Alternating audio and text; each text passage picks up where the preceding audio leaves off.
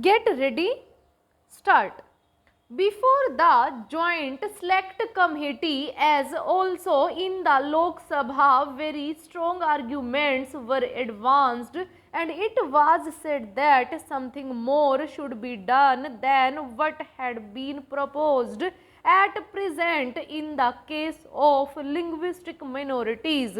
This they wanted done by the insertion of a particular provision in the constitution. It would be clear to honorable members when the constitution 9th amendment bill is taken into consideration. The states reorganization commission have also dealt with this question and have suggested that the minorities should not be allowed to develop a separatist tendency. They should not ask for a state within a state or something else incompatible with their citizenship of that particular state. Still, it is essential, especially where there are linguistic minorities, that some proper safeguards should be evolved. For that purpose, certain provisions have to be included in the constitution. Now,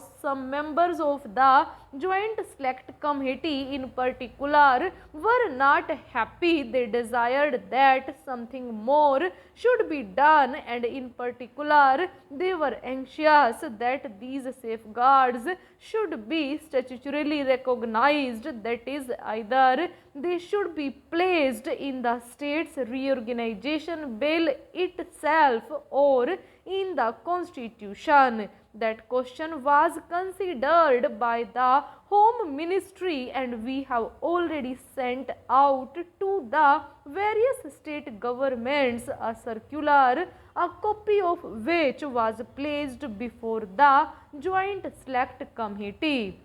This circular has been published along with the report of the Joint Select Committee. In that, honorable members will find that certain safeguards have been suggested regarding middle or high schools, regarding concessions in respect of administrative matters, etc. It was suggested that the governor ought to have some powers of making inquiries into these matters. The governor also will be making inquiries in the light of the amendment that has been proposed in the Constitution 9th Amendment Bill. It was further contended that it would not be sufficient unless we have got statutory safeguards. So far as these statutory safeguards are concerned, it was considered that it would not be advisable in the interests of the linguistic minorities themselves to have these safeguards. What is most important is that though certain rights have to be safeguarded to the minorities, they have to develop a sense of oneness and harmony with the rest of the population, and the rest of the population also should not believe that these people have got separatist tendencies. If certain statutory safeguards were introduced, it was felt that they would lead rather to the worsening of the good relations between the linguistic minorities and others than to any improvement. Therefore, all that could be done was to send out a circular to the state governments pointing out broadly the main features of such safeguards with the desire that they should protect or safeguard the interests of the minorities to the extent possible, subject to the reservations that I have already pointed out. It was also suggested that just as we have in the case of the scheduled castes and the tribes a commissioner appointed by the government, who goes to the various states, finds out the position and then makes a recommendation or a report which is considered by the government of India, the state governments and others. There ought to be a separate officer for the purpose of finding out the position so far as the linguistic minorities are concerned.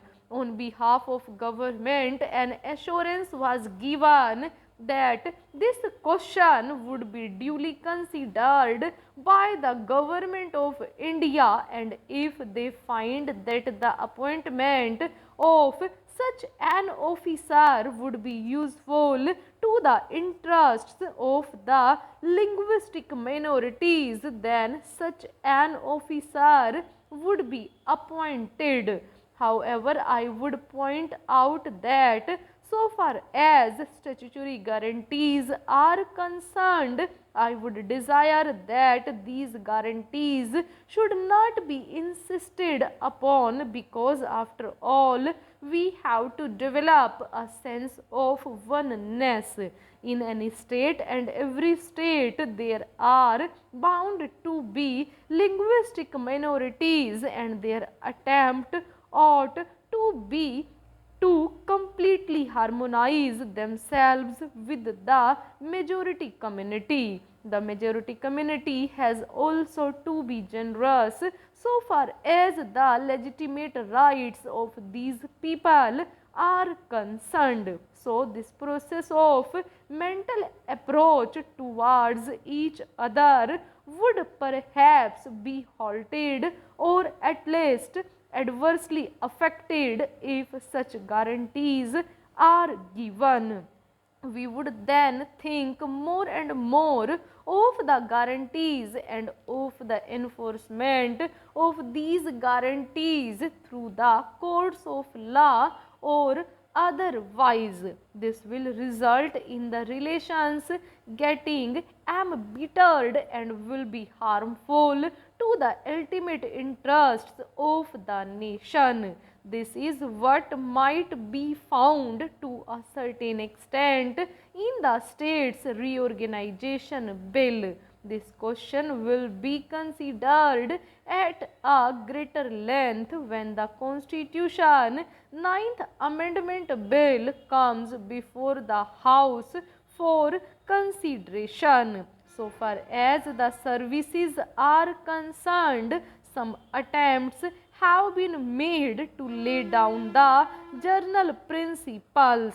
There are only two All India services, namely the IAS and the IPS. These are the only two All India services, and what has been decided is that there would be fresh cadres so far as the new states are concerned, and officers would be transferred from one cadre to another after taking all the relevant circumstances into account.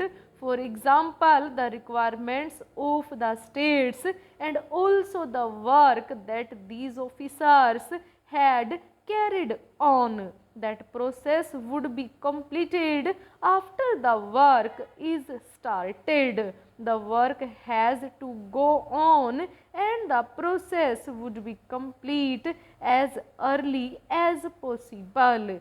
So far as the state services are concerned, certain principles have been laid down. One such principle is that in the case of a whole state merging with another bigger state, all the officers at various levels will be carried over into that state.